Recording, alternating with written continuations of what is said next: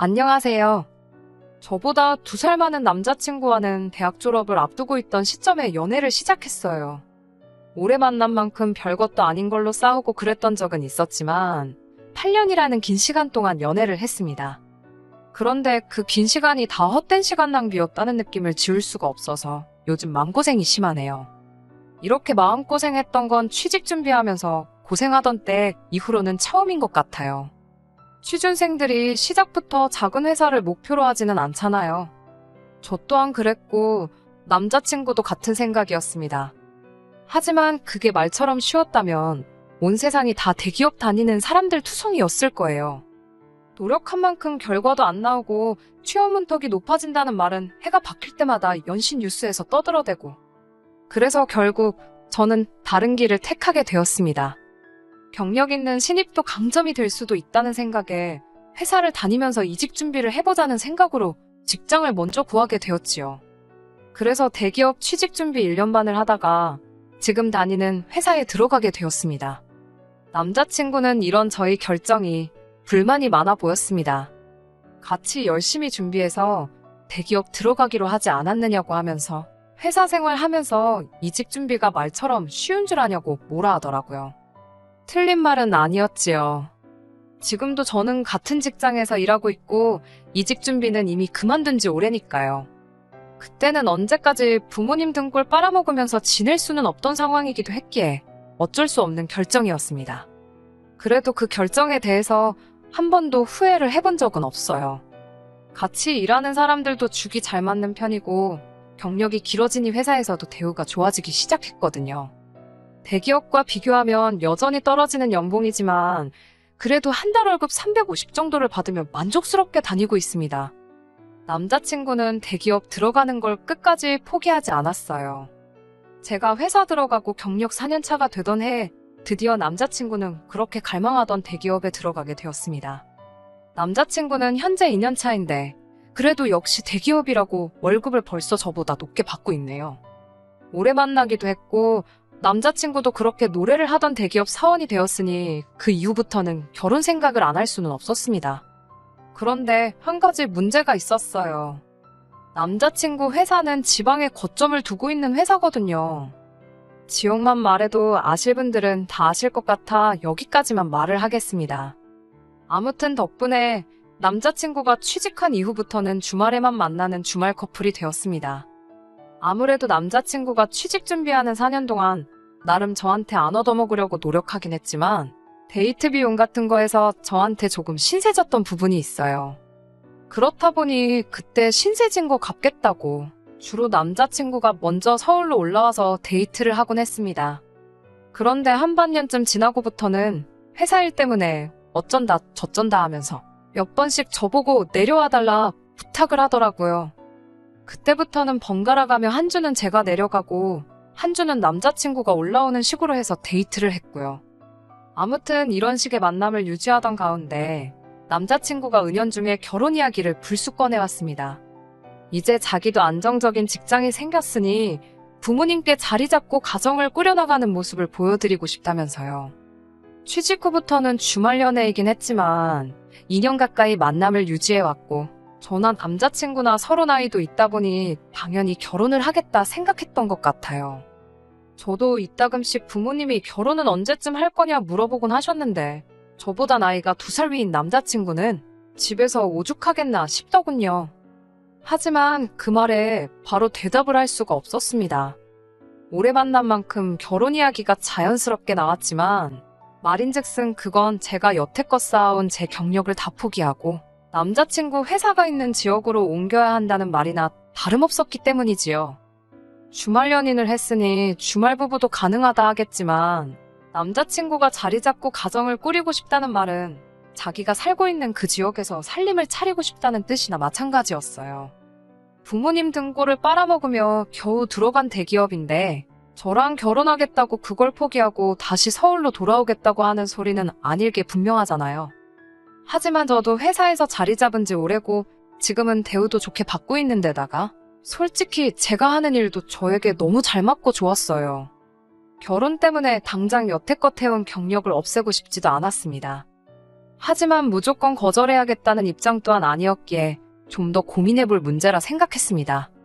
그래서 남자친구한테도 시간을 좀 더 달라고 했어요. 이런저런 고민을 한다고 해결되는 건 없었습니다. 그래서 평소에 가깝게 지내던 회사 선배에게 이 이야기를 털어놓고 도움을 요청했어요.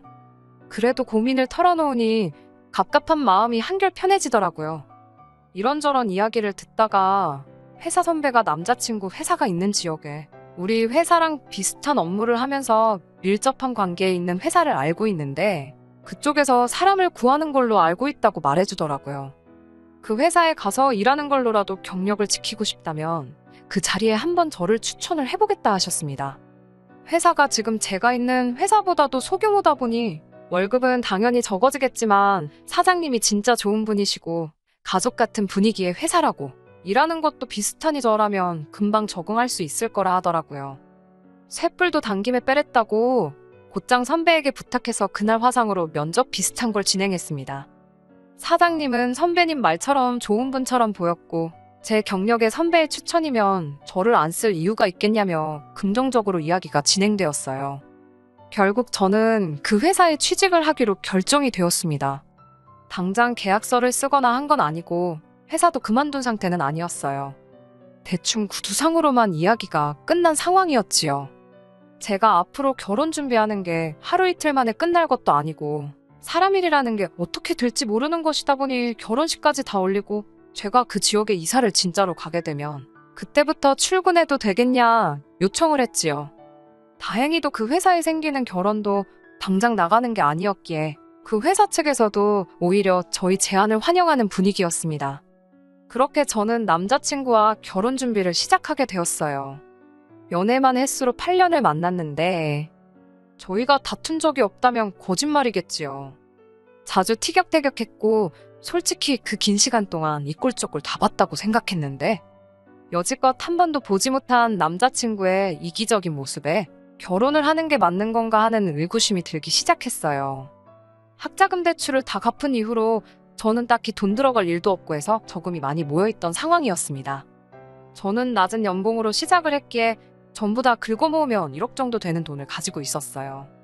남자친구의 경우에는 취직한 기간이 짧지만 신입 때 받던 연봉이 당시 제가 받던 연봉과 맞먹을 정도에다가 기숙사 생활을 하고 있었기 때문에 저만큼은 아니겠지만 적어도 6천에서 8천 사이로 돈을 모았을 거라 생각하고 있었습니다. 그런데 결혼을 위해 모아놓았다는 돈이 꼴랑 1,500밖에 되지 않더라고요. 기숙사 생활을 하는데 돈 쓸 일이 뭐가 있어서 모아놓은 게 하나도 없느냐고 물으니 남자친구가 취직하고 한동안은 버는 족족이 부모님한테 보내드렸다고 하더라고요. 자기가 취직 준비하면서 부모님 노후 자금을 갉아먹은 게 있다 보니 그거 갚는다는 느낌으로 드렸다는 겁니다. 그리고 저랑 본격적으로 결혼을 생각하기 시작하면서 그때부터 돈 들이는 걸 멈추고 모으기 시작해서 지금 1,500이나 있다고 하는 거였어요. 저도 학자금 대출은 제가 번 돈으로 갚았으니 따지고 본다면 남자친구도 저랑 비슷한 경우라고 받아들이기로 했어요. 그 말이 이젠 더 이상 남자친구 부모님한테 빚을 지거나 한 건 없는 거나 마찬가지라는 소리로 들렸으니까요. 거기에 지역이다 보니 집값도 저렴한 편이고 남자친구 벌이도 좋고 거기에 저도 일자리가 생긴 거나 마찬가지니 맞벌이를 하면 금방 자리를 잡을 수 있을 거라 생각했습니다. 그런데 그 말을 한 지 얼마 지나지 않아서 남자친구가 말을 바꾸더라고요. 집에서 남들 보는 눈이 있는데 기본적인 예단은 받았으면 좋겠다고 했다는 거예요. 그래서 저도 보는 눈이 뭐 그쪽에만 있는 줄 아냐고 그렇게라도 꼭 해야만 한다면 기본적인 건 해주겠다. 하지만 우리 집도 보는 눈이 있으니 예물도 받고 패백도 해서 절값도 받아야겠다 했습니다. 그러니까 하겠다고는 하는 거지만 하기 싫다고 거절하는 말이나 마찬가지였지요. 그런데 남자친구가 저보고 왜 이렇게 돈을 밝히냐고 하더라고요. 허례허식은 싫다고 해놓고선 저보고 왜 말을 바꾸냐 되려 적반하장으로 나오대요. 진짜 돈 밝히는 게 누군지도 모르고 니네 엄마가 그런 거 아니냐 말해줄라다 말이 너무 심한 것 같아서 참았습니다. 대신 안 하기로 한 예단 이야기를 먼저 꺼낸 게 누구냐고 말을 바꾼 게 누가 먼저겠느냐 되물으니 남자친구는 대번에 예단은 저를 위해서 해와야 하는 거라고 하더군요. 그거 돈 얼마 아끼겠다고 시어머니 뜻을 거슬러서 결혼 전부터 미운 탈 박히면 저만 피곤한 거라고 하더라고요. 그래서 너가 모아놓은 돈보다 내가 8천 가까이 더 해가는 거 벌써 까먹은 거냐고. 취직하고 나서 여태 어머님한테 돈 드리지 않았느냐. 그걸로 퉁치면 되겠다고 했습니다. 아니면 그냥 나도 1,500만 가져오고 나머지는 우리 부모님한테 드리려니까 둘이 합쳐 3천 가지고 지지고 볶고 어디 한번 잘 살아보자고 했지요. 현실을 직시하라고. 지금 반반 결혼도 아니고 제가 여태 다니던 회사까지 그만두고 많은 걸 희생하고 오는 건데도 불구하고 쓸데없는 소리 하지 말라고 꺼낸 말이었어요. 그런데 남자친구는 제가 돈 이야기를 꺼냈다고 치사하게 나온다고 하는 겁니다. 그러면서 한다는 소리가 회사 그만두고 오는 게 오히려 저한테 더 유리해서 그렇게 정한 거 아니냐고 하는 겁니다. 아직 취직이 확정된 것도 아니고 구두상으로 이야기만 오간 것이기 때문에 남자친구한테는 딱히 제가 취직 자리를 구해놨고 맞벌이를 할 거라는 이야기는 하지 않은 상황이었거든요. 그러다 괜히 그 일자리 이야기가 잘 풀리지 않을 경우에는 제가 공수표를 날리게 되는 거나 마찬가지인 상황이잖아요. 그런데 남자친구는 그걸 두고선 어차피 이제 자기가 외벌이로 혼자 돈을 벌어올 건데 너는 집에서 편하게 있으면 되는 거 아니냐고. 앞으로 자기가 벌어올 돈이 제가 지금 가져오는 것보다 훨씬 더 많은데 다른 사람도 아니고 우리 엄마한테 아들 데려가는 대신 큰 선물 해드리자는 건데 그게 싫은 거냐 하는 거예요. 어이가 없더라고요. 그래서 자세히는 아니지만 나도 여기 데려와서 직장을 구할 거고 맞벌이를 할 생각이다. 그 정도만 설명하면 내가 예단 같은 거 해올 필요 없다는 게 충분히 이해되지 않느냐 받아쳤지요. 그러니 남자친구가 한다는 말이 제가 일자리를 구한다고 한들 자기 회사에 들어올 수 있는 것도 아니고 기껏해야 이 동네에 있는 중소기업 중 한 군데 들어갈 텐데 이 주변의 중소기업들 다 자기 회사에서 나오는 부스러기 일감 받아먹는 하청업체들 아니겠냐더라고요. 그런 데서 일할 생각 하지 말라고 하면서 자기 얼굴 들고 다니기 부끄럽다는 겁니다. 어디 가서 아내가 회사 하청업체 다닌다고 말하고 다니게 만들 셈이냐면서요. 그냥 살림만 하고 편하게 살게 해줄 테니 예단해와서 그냥 우리 엄마한테 점수도 좀 따고 하라는 거예요. 제가 경력을 포기하지 못하는 게 제 욕심일 수도 있겠지만 일을 하고 안 하고 그 결정은 제 자신이 내리는 거지 누가 정해주는 게 아니잖아요. 그런데 남자친구의 대답을 들으니 뒤통수를 세게 한 대 맞은 것처럼 정신이 다 멍해지더라고요. 제가 몇 년 동안 만난 그 사람이 맞나 싶었습니다. 더 이야기해봐야 싸움만 커질 것 같고 해서 생각해볼 문제니까 나중에 이야기하자 말하고 그날은 곧바로 서울로 올라왔어요. 주변 친한 지인들한테 곧 결혼한다, 이직한다 다 이야기하고 다녔는데 뭐하러 성급하게 이야기하고 다녔는지 제가 다 후회가 되는 상황이네요. 오래 만난 만큼 이 사람의 많은 걸 알고 있고 결혼까지 결심했던 건데 이런 모습은 정말 처음이라서 생각이 많아지네요. 원래 결혼 준비하면서 이런저런 거 조율하면서 많이 싸우고 그런다잖아요. 결혼하고 나면 잘 사는데 그땐 왜들 그렇게 싸웠나 하는 조언을 듣기는 했는데 속 와닿지는 않네요. 참 고민이 많아지는 하루입니다. 일주일 만인가요? 어차피 이렇게 될 거였는데 괜히 고민하면서 정신적으로 에너지 소모를 하고 시간 낭비했는지 모르겠네요. 결론부터 말씀드리자면 자랑할 만한 이야기는 아니지만 파혼하게 되었습니다. 그날 그렇게 헤어지고 나서 따로 연락도 주고받지 않았어요. 오래 만났다 보니 매일같이 연락하고 무슨 일 있었는지 보고하고 그런 사이는 아니었는데 일주일 내내 연락을 아예 안 한 건 이번이 처음이거든요. 그런데 어제 남자친구가 서울까지 올라와서 제 앞에 이게 지 어머니가 받고 싶어하는 예단 목록이라고 하면서 꺼내 들이밀더군요.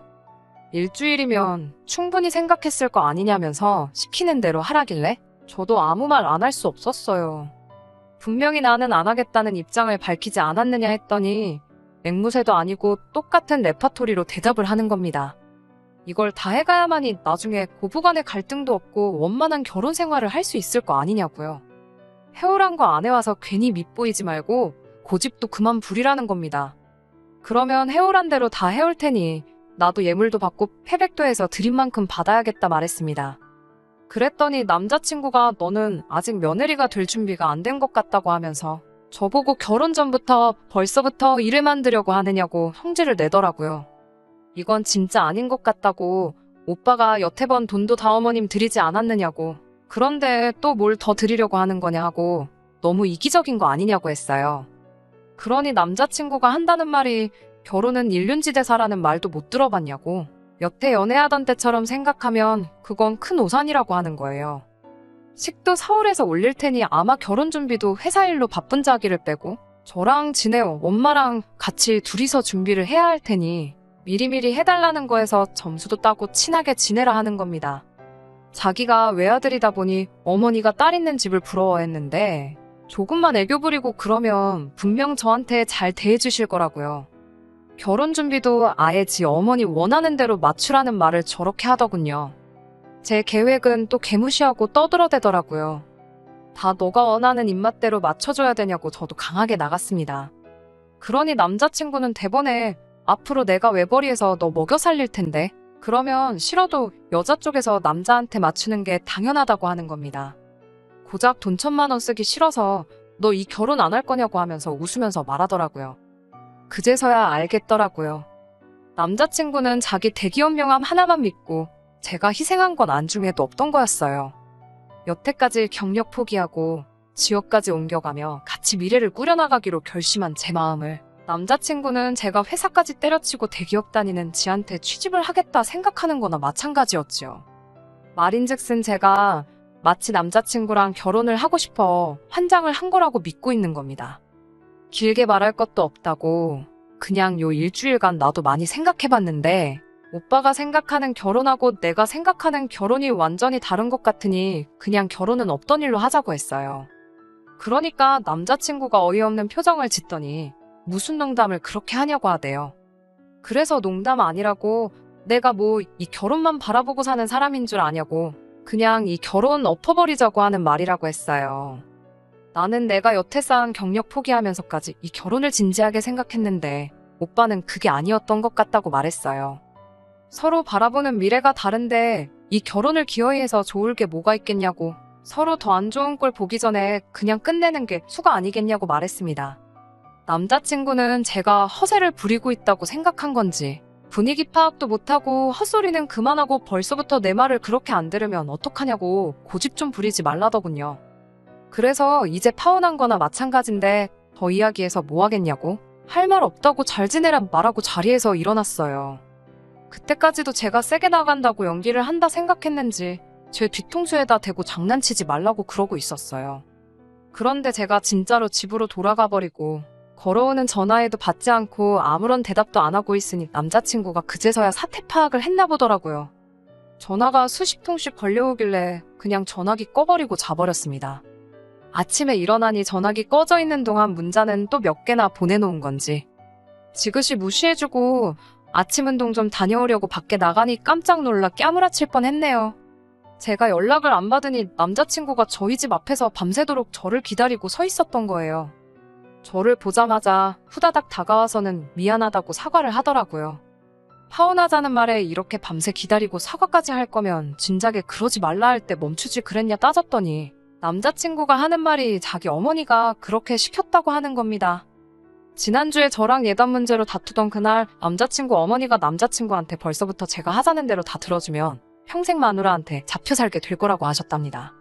그러니 초장부터 기선제압을 해야 한다 했다고요. 자기도 이렇게까지 할 생각 없었다고. 하지만 미안하다고 사과해오는 말이 전혀 귀에 들어오지 않았어요.